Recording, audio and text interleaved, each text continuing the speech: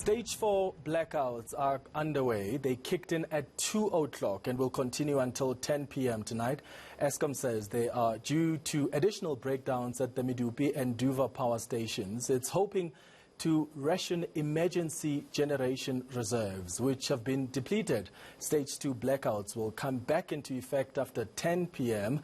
Reporters across the country are covering this story for us. Khayelihle Khumalo is in Johannesburg and Lethiwe Mdluli is in Durban. Let's start with you, Khayelihle Khumalo. You've been visiting a number of businesses. You've been speaking to some business owners as well. How are they feeling about stage 4 load shedding? Well, that's right, Clement. Really very green prospects. You know, where we are positioned, we're here just by Motor City in Randburg. And as you can see, it's a number of businesses here, and most of them, they deal with fixing vehicles. So the impact is so massive, and they are trying really to use of alternatives like generators and many other religious facilities. So it's quite a very sad situation because they are facing quite a number of stumbling blocks. But just across, Clement, where we are positioned, once again, it is a vantage point. So that's Malibongwe. You can see that already the traffic lights are not functional. Really, in a matter of an hour or so, it's one of the busy roads here in Johannesburg leading to N1. So it's going to be a very tough time for the motorists and other road users here in Johannesburg. So a lot of them, they are complaining and really appealing to Eskom to get its act together. But to try and understand the impact on businesses, we do have Claudette here from Superquick. So Claudette, I mean, we're just talking off air about the impact. You guys, I mean, I'm seeing so many cars here that are waiting to be fixed. But how's the impact? Well, at the moment, we lose our phones don't work if there's no electricity.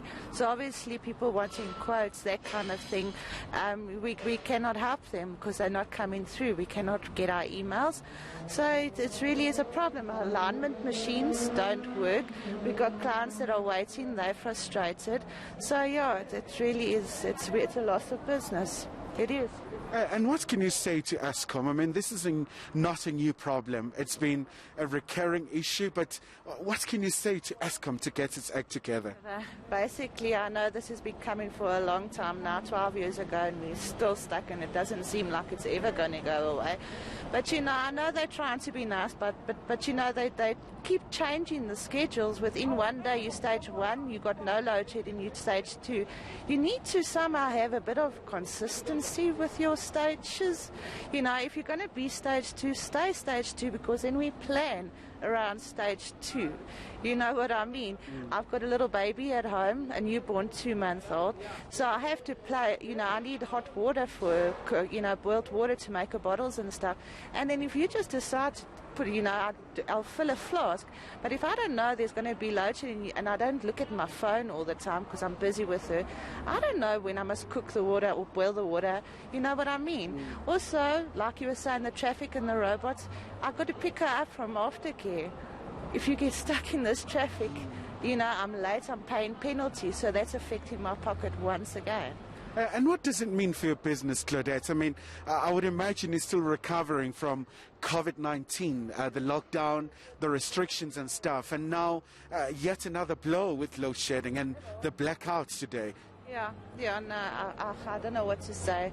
You know, obviously, you know, we can't do certain or help clients with certain, you know, services, because it's just not available, because our generator decided to pack up today, which was unforeseen, but now we've got to show clients away. So yes, it's impacting our business terribly, and like we're just trying to recover from the COVID, and yeah, that's all I can say. All right, Claudette, thank you so much indeed for your time. So, Clement, that's one of the voices of South Africans, really, who are hacked off, who are very outraged in light of the impact of the blackout we see today. It's been escalated to stage 4. So, really, the impact is quite enormous, and the appeal is for Eskom to really do the right thing. And I can tell you this much, Clement, it's really going to get really worse. It's raining where we are, and we know in Johannesburg, when it rains and no power, it's quite a mess. Yeah, it can really be chaos. Not only are these businesses in fact somehow trying to survive because of the impact of COVID-19, now it's the blackouts which really are the biggest risk to the health of their businesses. Let's go to Durban now. Lethiwe Mdluli has also been visiting some businesses and checking how they are impacted by load shedding. Stage 4, Lethiwe Mdluli, what are business people telling you in Durban?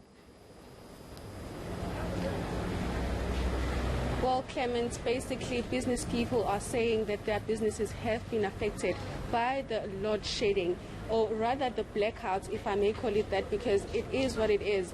They are saying that they have to close down their business quite early because of the blackouts, and some of them were actually not aware that we are at a new stage. But at the moment, I am joined by Mr. Thomas Abele, and he is a business owner here in the Durban CBD. Mr. Thomas, welcome, and thank you so much for your time. The first question that I have for you is your reaction to this stage 4 that's been announced by Eskom. Yeah, it's very bad. Even the one we passed, that is very west, and we've been affected a lot. You know, we used to close this shop most of the time at 10. We have to close it at 6 o'clock, and we have to go, and everything is getting damaged and everything is getting expired, you know, because we have to sell things in the time, you know, there is expired date. According to that, there is a limit to sell in the day, you know. All those things affect us a lot, because when it's load shedding, everything is off. We can't do a business, so we used to close down. And we have rent that we have to pay. Hey, a lot of things that is very bad. We are affected a lot. You're also telling me about the schedule, that it's not consistent. That I never even heard. I just, when when you're explaining me now, I'm getting more shocked, because even that one, it was more than is heavy, you know, about 2 hours. Now when they put it maybe in 1 hour, it will be very west. Yeah, it will be very west. We don't know how we're gonna carry on, and we don't know what we're gonna do also. Yeah.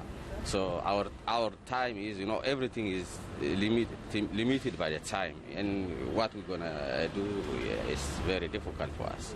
Yeah. What would you like to see happening moving forward with this load shedding?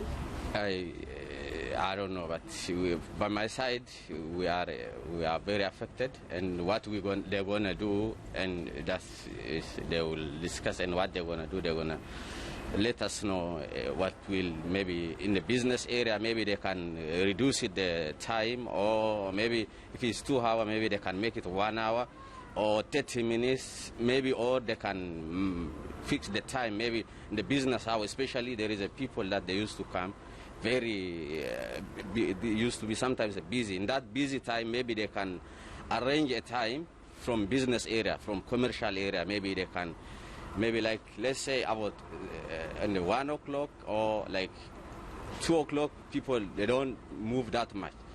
From that time, if they close it, it's fine. But we don't even expect to come in, the electricity is gone. That time, everything is, maybe we have, sometimes we cook in the kitchen, everything is messed up, so we have to throw it away, and all those things is going to affect us. Already we are affected, and it's affecting us all too. Yeah.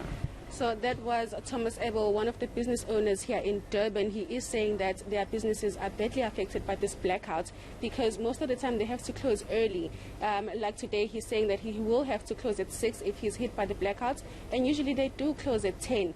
So that's how some of the businesses here in Durban have been affected by this blackout.